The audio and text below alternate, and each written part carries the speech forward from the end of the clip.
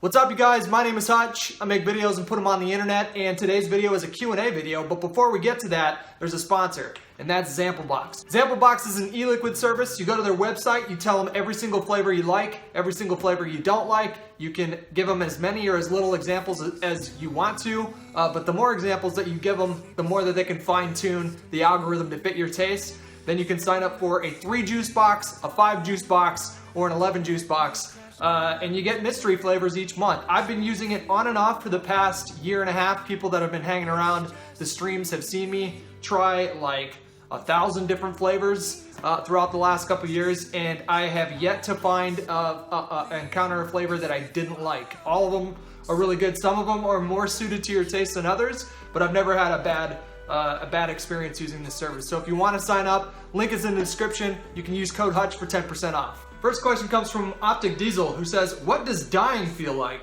I assume you're dying, you look like shit.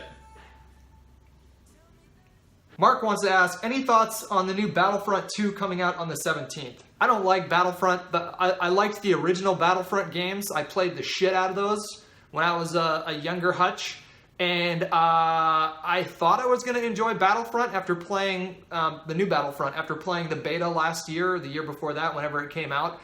And then the full game came out, and I got bored basically immediately. I didn't think it was all that interesting.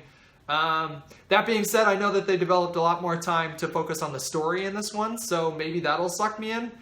So I would say at this point, I'm a little bit more excited than I was for Battlefront 1. But at the same time, I'm maintaining a healthy degree of skepticism. So we'll just have to see. What do you guys think? Anthony wants to ask, where do you find meaning in life? That's a big question, Anthony. I would say that I find meaning in the mystery of life. And one thing that really bothers me about being alive and having a human brain is that there are so many mysteries to this planet and the universe that I'm just never going to know about due to natural constraints. I'm never going to be able to travel to another solar system and see what's going on over there. I'm probably never going to have any kind of confirmation of life elsewhere in the universe in my lifetime. That bothers me on one level, but on another level, just asking those kind of questions, and it doesn't even need to be like physical questions. It could be metaphysical questions or spiritual questions or religious questions. There's so many questions out there that need answering. And there's so much wisdom to obtain out there while I'm here on this planet during my time here. And I like to make the most of that and just put as much stuff in my brain as possible. So I think curiosity is where I find most of my meaning in life. Zero Airsoft wants to ask, where do you think life would have taken you if you never came back to the world of YouTube or Twitch? I think my life would be a lot simpler. And I think in some respects it would be a lot less stressful. And there were like a couple different avenues that I was looking at, and I was also taking in the initial steps of taking before I came back. That involved going back to school, and then just finding regular work, which wasn't too tricky when you know people. When you have lots of friends, lots of friends that can get you a job. But it was, I knew I didn't want to just wait tables for the rest of my life, and I was willing to start putting in the work to address that. And then, after taking some time off and realizing that, a lot of the things that was stressing me out from my initial start on YouTube it didn't have to be the case that it would stress me out the same way now, and I could do things like work from home and make a lot of the decisions for myself. Whereas before I was working for a company, I didn't really have a whole lot of freedom to decide what kind of direction we were going to go. So yeah, it certainly would have been different, and it probably would have been a lot less stressful. Lil Aussie Fart wants to ask, what do you do when the girl you love is trying to guilt you into staying after she cheated on you? I've had that happen. I don't know if I would use your choice of words. She wasn't trying to guilt me into staying with her, but I was cheated on, and then the girl that cheated on me was really pushing very hard for us to stay together. And it was a really, really difficult situation. If the reason why you're asking this question is because you're going through that right now, I feel for you. It sucks, hang in there. It does get better. And I think really, honestly, it's like a case-by-case situation.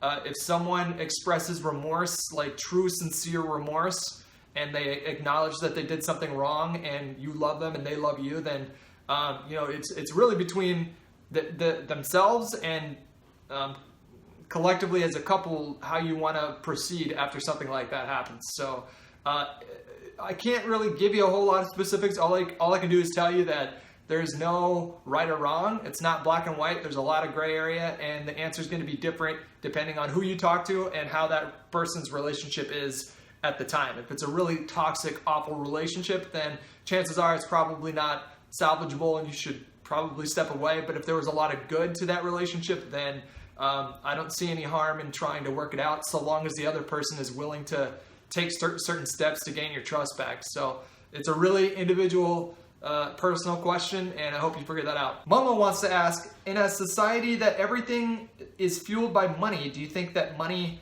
could buy happiness? I don't think that money can buy happiness. What it can do is buy you freedom to explore life a little bit more stress-free in an attempt to become happy. But money itself is, in my case, I lived basically on the poverty line in like my 20s, and then all of a sudden that changed really quickly when YouTube came around.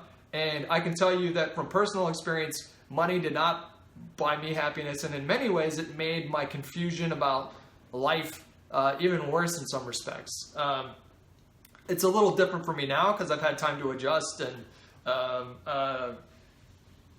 figure out a way to take advantage of those freedoms that I mentioned before. But the short answer to your question is no. I don't think money can buy you happiness. Christopher wants to ask, what are your hopes for the future in general? So the two biggest hopes that I have right now in general are that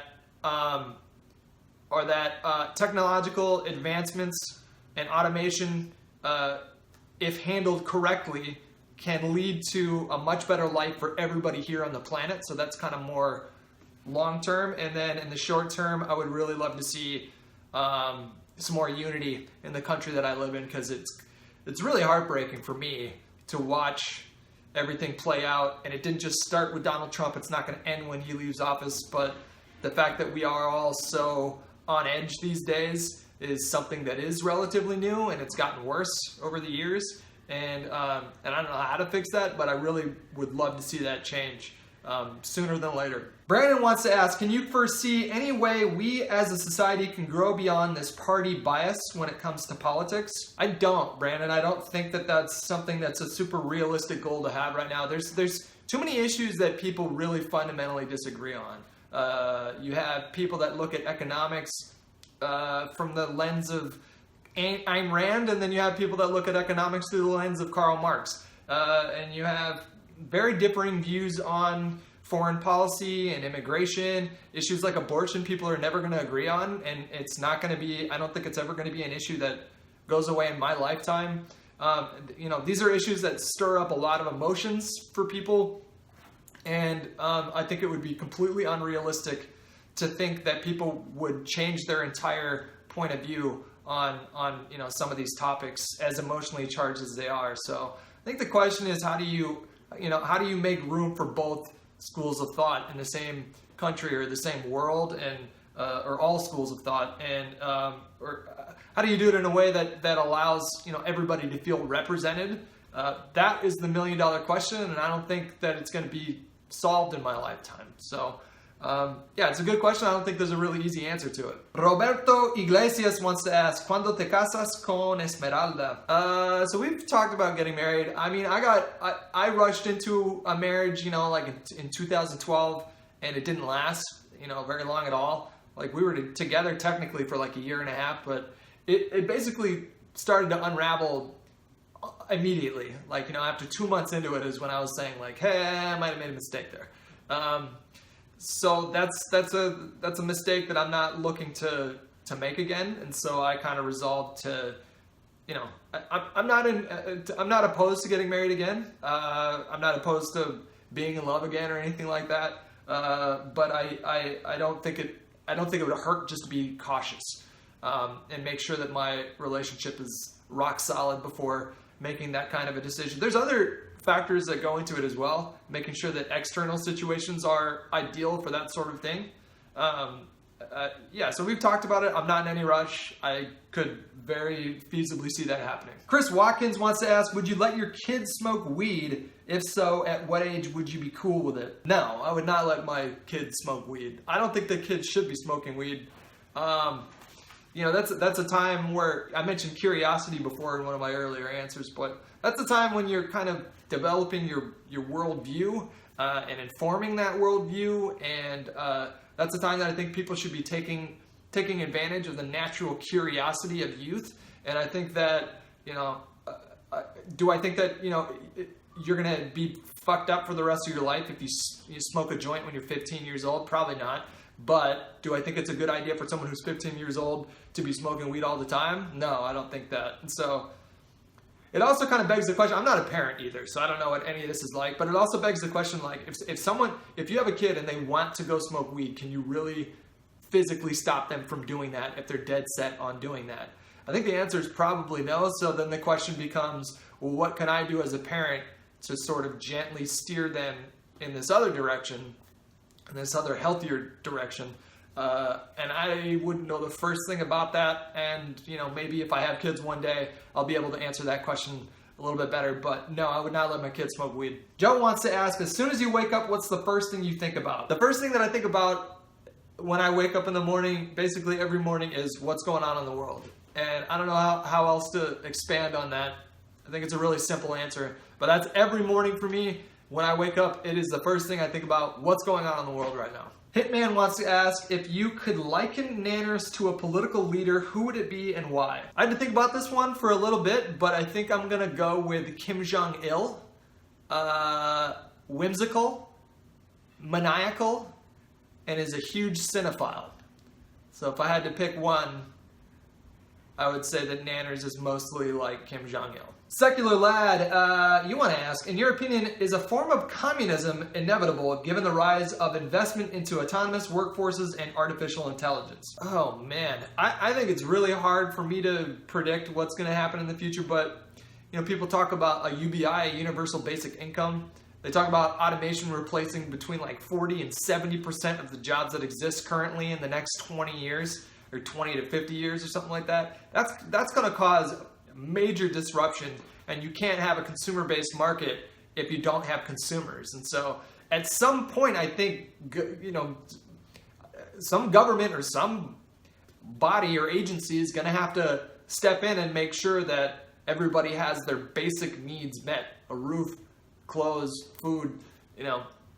And if they can't do that, then what are they going to do? They're just going to let, you know, these 40 to 70% of the workforce just die? No, I don't think that that's possible. So I think there's going to be some form of an increased, a beefier social safety net. I think that's going to have to be a necessity. It's going to be necessary at some point, unless government comes in and says, okay, well, you can't innovate beyond this point, which I don't think that's a good thing either, you know, because ideally automation and artificial intelligence could make all of our lives a lot better.